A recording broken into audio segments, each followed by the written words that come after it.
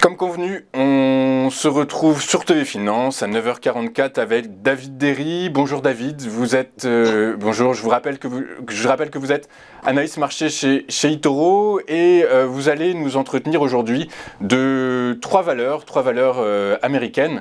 Et on commence avec le groupe Gap qui a publié mardi soir une perte de 152 millions de dollars au T3 2021 après un bénéfice de 85 millions l'exercice précédent. À la même époque, Gap a en conséquence abaissé ses objectifs annuels pour anticiper désormais un bénéfice par action, un BPA ajusté entre 1,25 et 1,40 dollars, une marge opérationnelle ajustée de l'ordre de 5% et une croissance de ses revenus d'environ 20%. David, comment est-ce que cela se traduit dans les cours, ces nouvelles microéconomiques ? Alors pour Gap, on a eu hier une baisse assez importante de l'action, hein. Comme vous l'avez très bien expliqué, Gap a échoué justement sur ses résultats et l'action qui perd 24,12% hier. Donc on redescend à un niveau quand même assez bas sur Gap, parce que si on dézoome un peu le graphe, on va voir qu'on est venu corriger après une hausse assez impressionnante en 2020.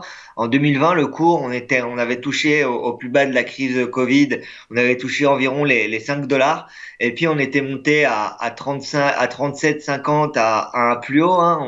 On avait bien réussi justement pour Gap à récupérer justement à récupérer les pertes subies pendant le Covid, et avec la reprise économique, l'action avait reparti. Et là, depuis maintenant, on va dire presque 6 mois, on voit que l'action a du mal à regagner de la tendance haussière, hein. On est rentré dans une vague baissière depuis les points hauts de 37,50, et hier on est venu justement corriger à 17,50. Alors c'est lié à plusieurs choses. Comme vous l'avez très bien dit, les résultats étaient décevants, et donc on a eu une perte de 152 millions de dollars justement au troisième trimestre. Donc ça explique quand même aussi la chute aussi importante pour Gap. Mais une autre raison pour laquelle la valeur baisse, c'est qu'aussi les ventes ont reculé. Elles ont reculé de 1,3%, donc ce n'est pas rien. Et donc Gap, qui est justement pénalisé par le fait que l'une de ces entreprises a été vraiment beaucoup touchée par le Covid, notamment au Vietnam, l'un de ses principaux sites de production, hein, qui produit pour 30% justement des marchandises de l'entreprise Gap. Elle a dû fermer pendant plus de 2 mois, donc ça a quand même impacté aussi le groupe. Donc on verra maintenant si le reste de l'année l'entreprise arrivera justement à se reprendre. On attend quand même une année qui devrait finir dans le positif pour Gap.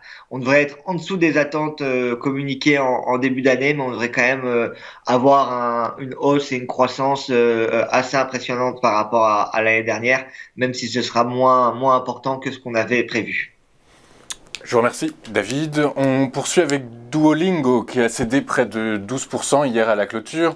Le cours qui, par ailleurs, recule de plus de 36% en un mois. Les perspectives sont-elles vraiment sombres, Antoine, sur ce titre ? Alors, Duolingo, ça avait bien démarré en plus en bourse, hein. On avait réussi, donc on s'était introduit il y a très peu de temps. On s'était introduit il y a un peu plus d'un mois maintenant, il me semble, si je dis pas de bêtises. Et donc, on avait justement dépassé les 4 milliards de valorisation après l'introduction en bourse, hein. L'entreprise avait bondi de plus de 40%. Là, on le voit bien sur le graphique, hein. On était fortement, on était monté jusqu'à 200 dollars justement pour Duolingo. Et puis là, le cours qui chute et qui n'arrive pas à retrouver l'intérêt des investisseurs. Alors ça s'explique par le fait que l'entreprise pour le moment n'est pas encore rentable, et du coup c'est quand même une valorisation assez impressionnante pour Duolingo. Alors pour ceux qui ne le savent pas, Duolingo, c'est une application justement qui permet d'apprendre les langues étrangères, et qui est aujourd'hui utilisée par des millions d'utilisateurs dans le monde. Donc même si Duolingo a bien chuté, hein, on est en baisse de 12%. Et comme on dit en bourse, il faut pas acheter un couteau qui tombe. Mais on revient en tout cas sur un support on va voir s'il va tenir d'ici les prochains jours. Mais on a un support quand même assez intéressant aux alentours des 120 dollars, hein, des 119, 120 dollars.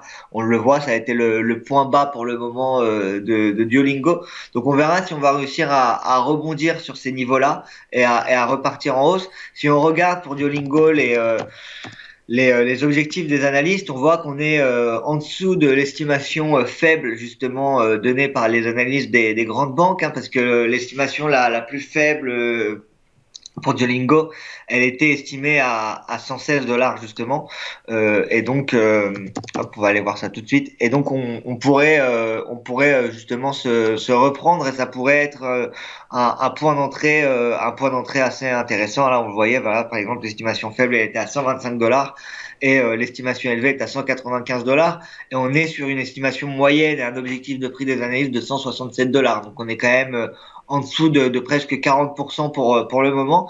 Donc, pour le moment, la plupart des analystes recommandent un achat modéré justement sur Duolingo. À voir si d'ici les prochains jours, on arrivera à repartir à la hausse. Mais bon, étant donné que les langues, c'est quelque chose de plus en plus important, le fait d'avoir des applications qui nous le permettent de l'apprendre très facilement, ça devrait continuer de croître à l'avenir. Et donc, on verra si ils arriveront à réaliser des bénéfices et des revenus importants d'ici les prochains mois, les prochaines années.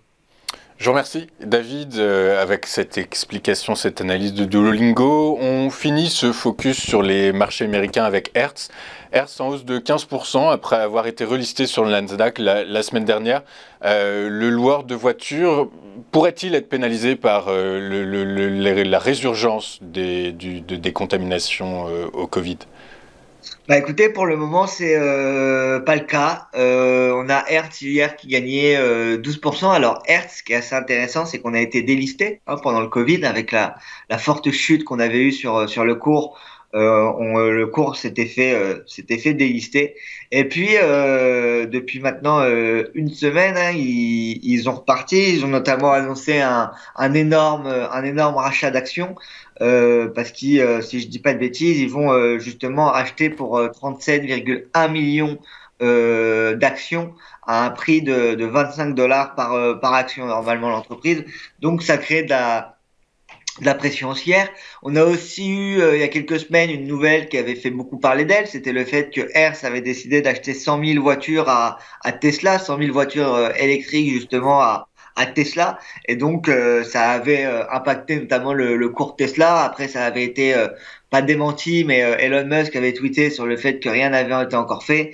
Le cours avait chuté à la suite de cette annonce. Et puis là, on est en train de se reprendre. On voit qu'on a bien rebondi au niveau des 20 dollars. Donc les 20 dollars pourraient jouer le rôle de support jusqu'à présent si on arrive à se maintenir. Puis on pourrait éventuellement repartir, pourquoi pas dans un premier temps, sur les 30 dollars, hein, les 30 dollars qui a représenté un point haut au mois d'octobre. Hein. On voit qu'on est venu corriger après sur ces niveaux-là. Donc pourquoi pas suivre ça. En tout cas, Hertz, même si moi ce n'est pas une des sociétés dans lesquelles j'investis personnellement, ça peut se reprendre d'ici les prochains mois, les prochaines années, surtout que l'entreprise avait beaucoup souffert pendant le Covid.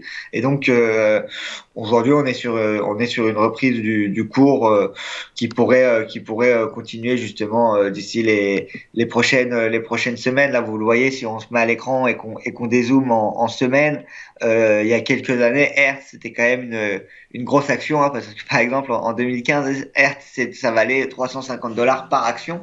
Donc on est quand même 10 fois moins élevé aujourd'hui. Donc on verra si l'entreprise va réussir à reprendre l'engouement des investisseurs.